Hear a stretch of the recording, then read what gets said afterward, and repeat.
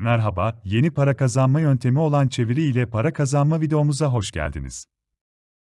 Bu videoda masrafsız ücretsiz üyelik ile kolay yoldan para kazanma yöntemi olan çeviri yaparak para kazanma yöntemini ve bu işi hangi siteler aracılığı ile yapacağımızı anlatacağım.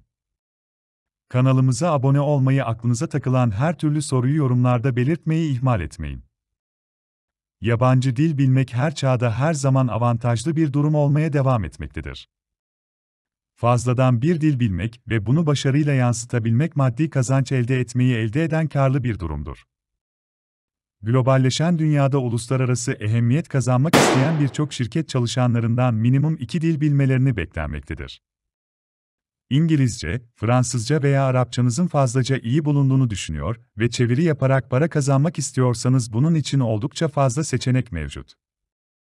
Hanginizin sizin için daha ülkü ise birini seçerek hemen çevirerek para kazanmaya başlayabilirsiniz.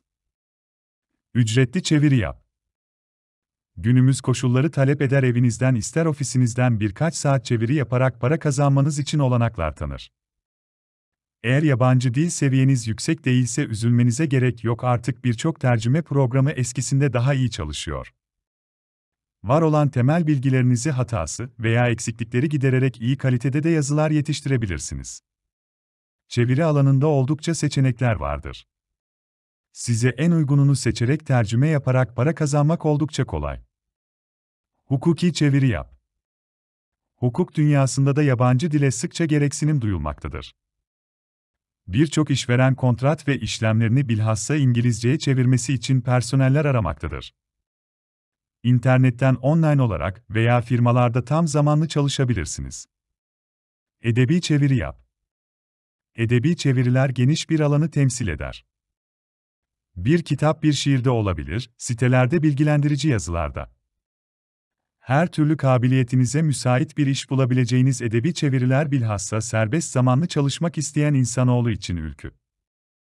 Yapmanız ihtiyaç duyulan yalnızca hem Türkiye hem uluslararası platformlardaki tercüme sitelerinde profil kurmak.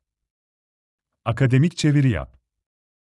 Lisans ve lisansüstü her öğrencinin yabancı dille sınavı olur.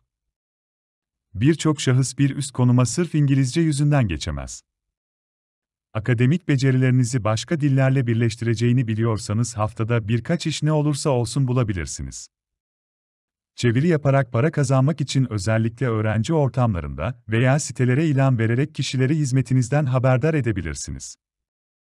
Online çeviri yaparak para kazanmak.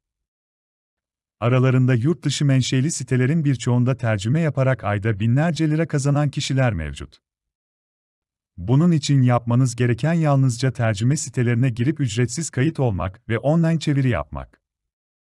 Sonrasında tercüme ilanlarından seçiminizi yaparak yazınızı sunmak. Çeviri yaparak para kazanma sitesi. Online tercüme yaparak para kazanma sitesi aşağıda vardır. Ayrıca en iyi çeviri icra eden siteler de aşağıda belirtilmiştir. Onehor Translate'in dünya çapında var olan sitelerden en fazlaca kazandıranı. Bu yüzden üye sayısı da bir hayli fazla.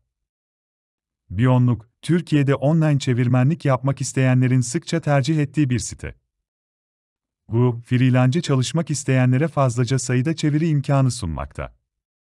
Çevirim var, çeviri işinde başarı göstermiş bir Türk sitesi. İlk defa bir online çeviri sitesinin ISO nitelik sertifikası bulunmakta. Odesk, yalnızca birkaç saatinizi alacak işleri de bütün gününüzü harcayacak olanları da seçebilirsiniz. Bu siteden çeviri yaparak para kazanmak istiyorsanız içiniz huzurlu olsun, emeklerinizin karşılığını veriyor. Freelancer, çeviri ve tüm alanlarda online para kazanma imkanı sunuyor. İçlerinden tek ücretli platform. Eğer ödediğimi fazlasıyla çıkarabilirim diyorsanız denemeye kıymet. Bir yeni videomuzun daha sonuna geldik. Kanalımıza abone olarak bizlere destek olabilir, bildirimleri açarak yeni videolardan haberdar olabilirsiniz. Kendinize iyi bakın, sağlıcakla kalın.